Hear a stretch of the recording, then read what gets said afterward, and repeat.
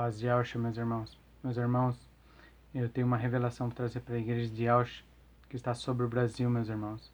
Que assim como foi nos dias de Noé, vai ser com a igreja de Auschwitz, meus irmãos. Vocês vão sair de navio para se cumprir o que o profeta Isaías 60 disse, meus irmãos.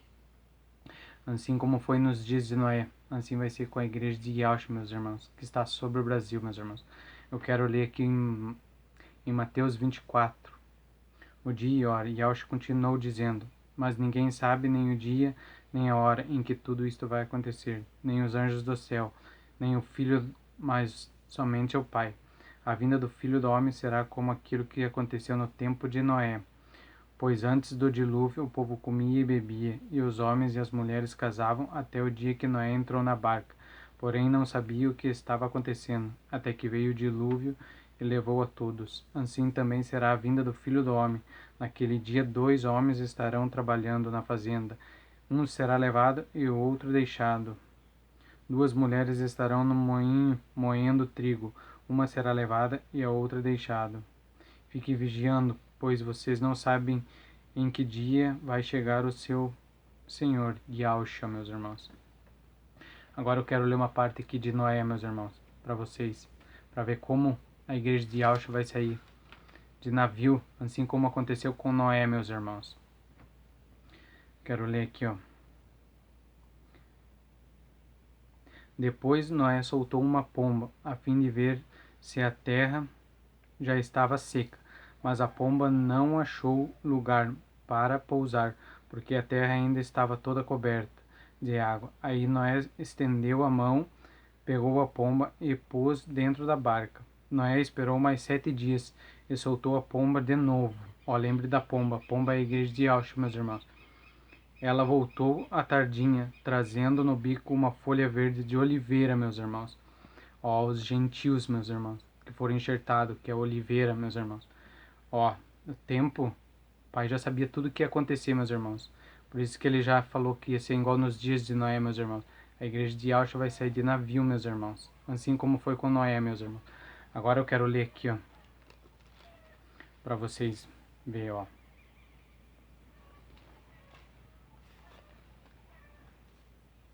Romanos 10 até o 11, meus irmãos. Vocês têm que ler. Eu vou ler umas partes só para vocês. Ó, Romanos 10. Eu farei com que vocês fiquem com ciúmes de um povo que não é uma nação. Farei com que fiquem com raiva de uma nação de gente sem juízo.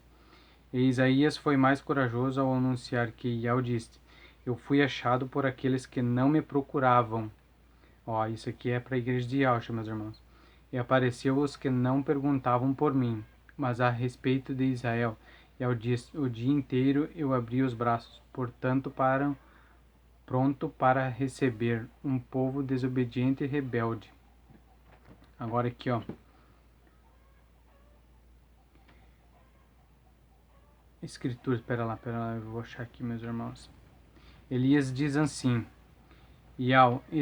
eles mataram os teus profetas e destruíram os teus altares. Eu sou o único que sobrou. E eles estão querendo me matar. O que foi que Yahweh disse a ele? Ele disse: eu guardei para mim 7.000 homens que não adoraram o Deus Baal, meus irmãos.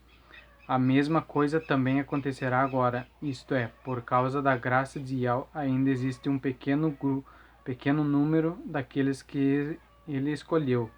Essa escolha se baseia na graça de Yahweh e não do que eles fizeram, porque se a escolha de Yahweh se baseia no que as pessoas fazem, então a sua graça não seria verdadeira graça. E isto quer dizer que não foi o povo de Israel que encontrou o que estava procurando. Quem encontrou foi apenas um pequeno grupo que Yahweh escolheu.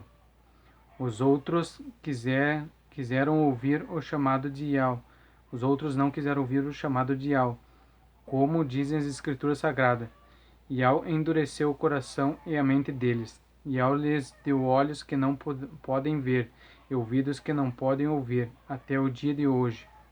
E Davi disse que nas suas festas eles sejam apanhados e enganados, que eles caiam e sejam castigados, e ao faze com que eles fiquem cegos, e fiquem sempre curvados debaixo do peso das suas dificuldades, meus irmãos. Agora aqui, ó, quero ler outro pedaço. Pois seu primeiro pão assado depois da colheita é dedicado a Yahweh, isto quer dizer que todos os outros pães também são dedicados a ele. E se as raízes de uma árvore são oferecidas a Yahweh, os galhos também são dele. Alguns galhos da oliveira cultivada foram quebrados. Ó, que nós limos em Noé, a oliveira, meus irmãos, que a pomba trouxe. E um galho de oliveira brava foi enxertado nela, que são os gentios, meus irmãos, que são a igreja de Yahshua. Pois vocês, os não-judeus, são como aquela oliveira brava, e agora tomam parte da força e na riqueza espiritual dos judeus.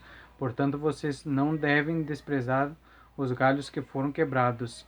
Como é que vocês podem estar orgulhosos? Vocês não somente galhos, não são vocês que sustentam a raiz, é a raiz que sustenta vocês. Porém, vocês dirão, sim, mas os galhos foram quebrados a fim de darem lugar para nós, os gentios, meus irmãos.